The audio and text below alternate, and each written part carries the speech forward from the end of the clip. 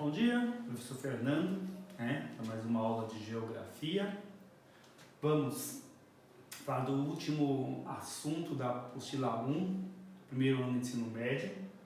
Vamos falar dos governos de Fernando Collor de Mello, Itamar Franco, Fernando Henrique Cardoso e Luiz Inácio Lula da Silva. Iniciando com Fernando Collor de Mello, ficou no poder apenas 2 anos, ficou de 1990 a 1992. Político do Nordeste, Fernando Collor de Mello, foi governador do estado de Alagoas, Ele tinha um forte aparato da mídia, Ele apareceu muito forte na mídia na década de 90 como caçador de marajás, ou seja, caçador de políticos corruptos, E ele pegou essa fama e veio muito forte para as eleições de 1989, no qual ele disputou o segundo turno com o Luiz Inácio Lula da Silva. Venceu essas eleições, se tornou presidente da República. Qual o plano econômico de Fernando Collor de Mello? Plano Collor, um plano considerado por todos os especialistas um plano desastroso. Foi assim, desastroso para a economia do Brasil. O que ele propôs nesse plano? Primeiro, congelamento de preços e salários. Segundo, isso que foi grave, pessoas, bloqueio de dinheiro de contas bancárias. Então, todas as pessoas que tinham dinheiro na poupança, dinheiro na conta corrente, não tinham condições de tirar esse dinheiro.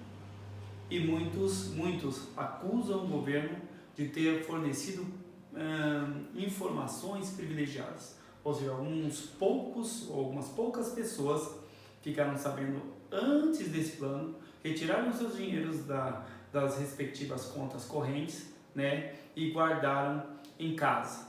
As pessoas que tinham dinheiro no banco, na conta corrente, na poupança, perderam o seu dinheiro. Podia tirar quanto desse dinheiro? 50 cruzados.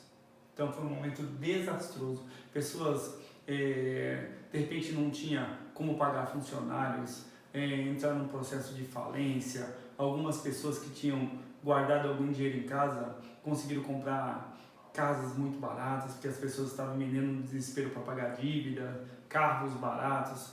Então foi um momento extremamente conturbado na história do Brasil. Ele propôs também, olha só, a volta do Cruzeiro. Então, sai novamente o cruzado, volta o Cruzeiro. E dentro de um processo neoliberal, esse processo estava chegando no Brasil, já estava muito consistente nos países desenvolvidos, chega no Brasil, o regime neoliberal, ou seja, um mercado livre, um mercado global, que tem como ponto forte, o sistema de privatização, o Estado como regulador. Essas são as principais características de um governo neoliberal. Primeiro, mercado livre, um mercado global que tem que fluir no mundo. Segundo ponto, privatização, ou seja, as empresas estatais passam a ser privatizadas, ou seja, passa para a iniciativa privada. Terceiro aspecto importante no processo de privatização, o Estado como regulador, ou seja, o Estado vai apenas regular a economia. É importante, questão que geralmente cai na prova, quais os principais aspectos de um governo neoliberal. Então, no governo Fernando Collor de Mello, entra no Brasil um governo neoliberal. E o que acabou de fato com o governo de Fernando Collor de Mello? Esquema de corrupção. Então foram descobertos vários esquemas de corrupção do governo ou no governo de Fernando Collor de Mello. Corrupção forte, que foi delatado por uma revista de grande circulação nacional pelo próprio irmão dele. O próprio irmão denunciou Fernando Collor de Mello. Ele sofreu um processo de impeachment, ou seja, ele teve um impedimento do seu cargo, ele teve que sair, entrou no poder quem? O seu vice. Ó, o Brasil dos vices. Itamar Franco, que governou o Brasil no restante, né, de 1992 a 1994. Quem que Itamar Franco pegou como ministro da Fazenda, né, uma espécie de ministro da Economia, trata das questões econômicas do país? Fernando Henrique Cardoso. Fernando Henrique Cardoso, ele constituiu uma banca de economistas, mesmo porque ele não era economista. Fernando Henrique Cardoso é sociólogo, então ele reuniu uma banca de economistas e montou o Plano Real, tá? Basicamente no ano de 1994. Esse Plano Real, ele estruturou a economia do Brasil, mesmo porque um plano que não propôs congelamento de salários, congelamento de preços. Ele propôs o quê? Acabar com a inflação, que chegava a 1000% ao ano. Então era uma coisa totalmente desproporcional. Esse plano real, né, ele consistia no quê?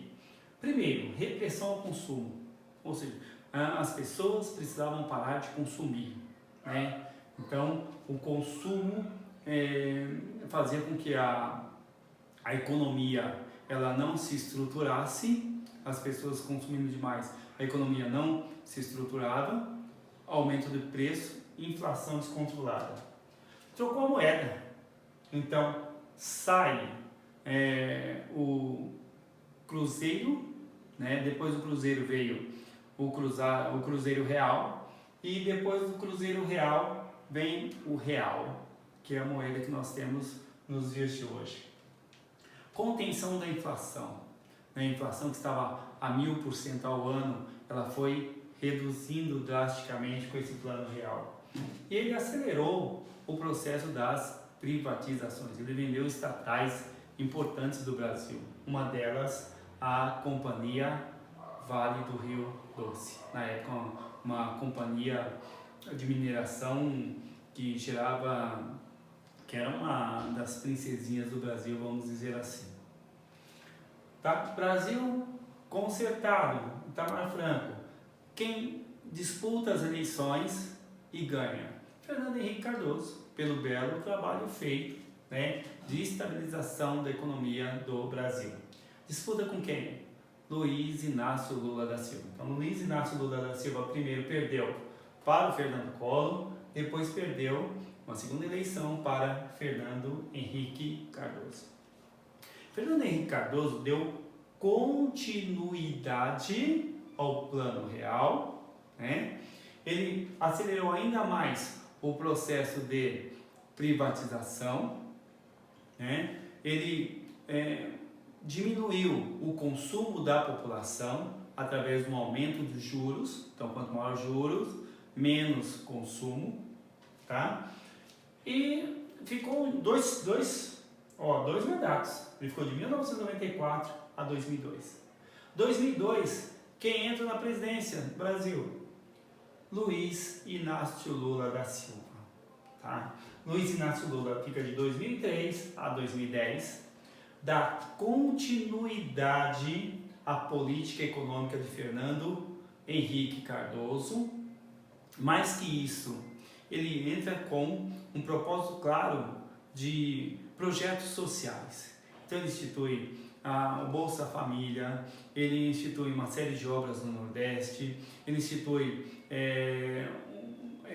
ProUni, ele institui projetos de melhoria de vida das pessoas de baixa renda, principalmente no Nordeste. Então ele melhora a vida da população mais pobre, tá?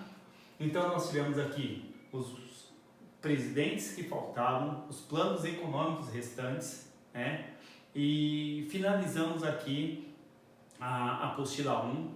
Próxima aula, já assuntos relativos à apostila 2. Eu vou passar através de aplicativo todos os exercícios restantes da apostila 1. E obrigado e até breve.